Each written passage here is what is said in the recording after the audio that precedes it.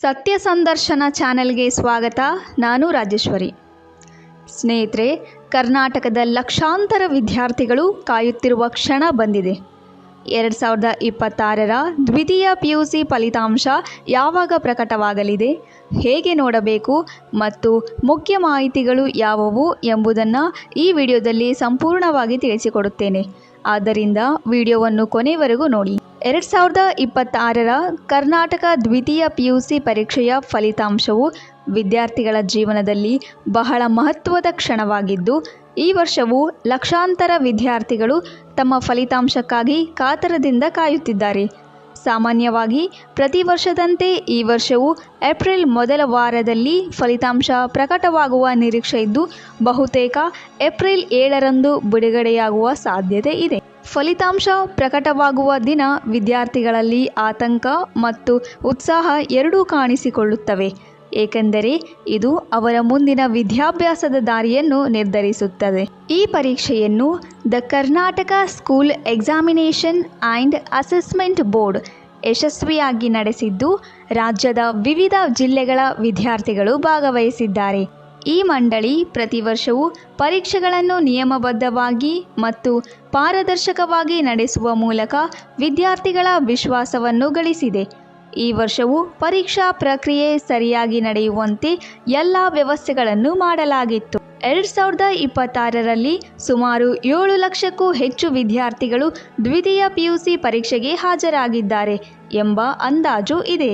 ವಿಜ್ಞಾನ, ವಾಣಿಜ್ಯ ಮತ್ತು ಕಲಾ ವಿಭಾಗಗಳ ವಿದ್ಯಾರ್ಥಿಗಳು ತಮ್ಮ ತಮ್ಮ ವಿಷಯಗಳಲ್ಲಿ ಪರೀಕ್ಷೆ ಬರೆದಿದ್ದಾರೆ. ಪ್ರತಿಯೊಬ್ಬ ವಿದ್ಯಾರ್ಥಿಯು ತಮ್ಮ ಭವಿಷ್ಯದ ಕನಸುಗಳನ್ನು ಮನದಲ್ಲಿ ಇಟ್ಟುಕೊಂಡು ಶ್ರಮಪಟ್ಟು ಈ ಪರೀಕ್ಷೆಯನ್ನು ಎದುರಿಸಿದ್ದಾರೆ. ಈ ವರ್ಷದ ಪರೀಕ್ಷೆಗಳು ಫೆಬ್ರವರಿ 28ರಿಂದ ಮಾರ್ಚ್ 17ರವರೆಗೆ ರಾಜ್ಯದ ವಿವಿಧ ಪರೀಕ್ಷಾ ಕೇಂದ್ರಗಳಲ್ಲಿ ನಡೆದವು.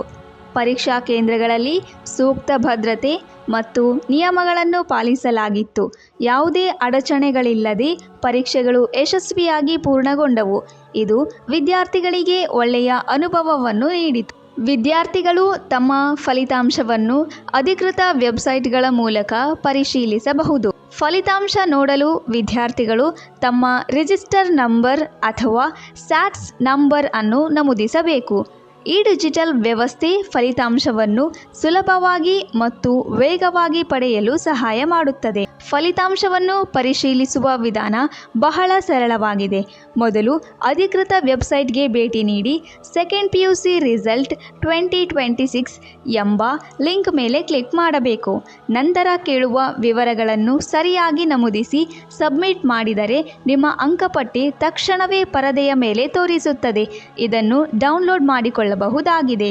ಆನ್ಲೈನ್ನಲ್ಲಿ ದೊರೆಯುವ ಮಾರ್ಕ್ಸ್ ಕಾರ್ಡ್ ತಾತ್ಕಾಲಿಕವಾಗಿದ್ದು, ಇದನ್ನು ಪ್ರಾವಿಷನಲ್ ಮಾರ್ಕ್ಸ್ ಕಾರ್ಡ್ ಎಂದು ಕರೆಯುತ್ತಾರೆ. ವಿದ್ಯಾರ್ಥಿಗಳು ತಮ್ಮ ಮೂಲ ಅಂಕಪಟ್ಟಿಯನ್ನು ನಂತರ ತಮ್ಮ ಕಾಲೇಜಿನಲ್ಲಿ ಪಡೆಯಬೇಕಾಗುತ್ತದೆ. ಆದ್ದರಿಂದ ಆನ್ಲೈನ್ ಅಂಕಪಟ್ಟಿಯನ್ನು ಕೇವಲ ಮಾಹಿತಿಗಾಗಿ ಮಾತ್ರ ಬಳಸಬೇಕು. ಒಟ್ಟಾರೆ 2026ರ ದ್ವಿತೀಯ PUC ಫಲಿತಾಂಶವು ವಿದ್ಯಾರ್ಥಿಗಳ ಮುಂದಿನ ವಿದ್ಯಾಭ್ಯಾಸ ಮತ್ತು ವೃತ್ತಿ ಜೀವನಕ್ಕೆ ಮಹತ್ವದ ಹಂತವಾಗಿದೆ. ಫಲಿತಾಂಶ ಏನೇ ಬಂದರೂ ವಿದ್ಯಾರ್ಥಿಗಳು ಧೈರ್ಯದಿಂದ ಮುಂದುವರೆದು ತಮ್ಮ ಗುರಿಗಳನ್ನು ಸಾಧಿಸಲು ಪ್ರಯತ್ನಿಸಬೇಕು. ಯಶಸ್ಸು ಅಥವಾ ವಿಫಲತೆ ಅಂತಿಮವಲ್ಲ, ಅದು ಮುಂದಿನ ಸಾಧನೆಗೆ ಒಂದು ಹಂತ ಮಾತ್ರ ಎಂಬುದನ್ನು ಎಲ್ಲರೂ ಮನಗಾಣಬೇಕು. ಇಂತಹ ಇನ್ನಷ್ಟು ಮಾಹಿತಿಯ ವಿಡಿಯೋಸ್ಗಳಿಗಾಗಿ ದಯವಿಟ್ಟು ನಮ್ಮ ಯೂಟ್ಯೂಬ್ ಚಾನೆಲನ್ನು ಸಬ್ಸ್ಕ್ರೈಬ್ ಮಾಡಿ. ಧನ್ಯವಾದಗಳು.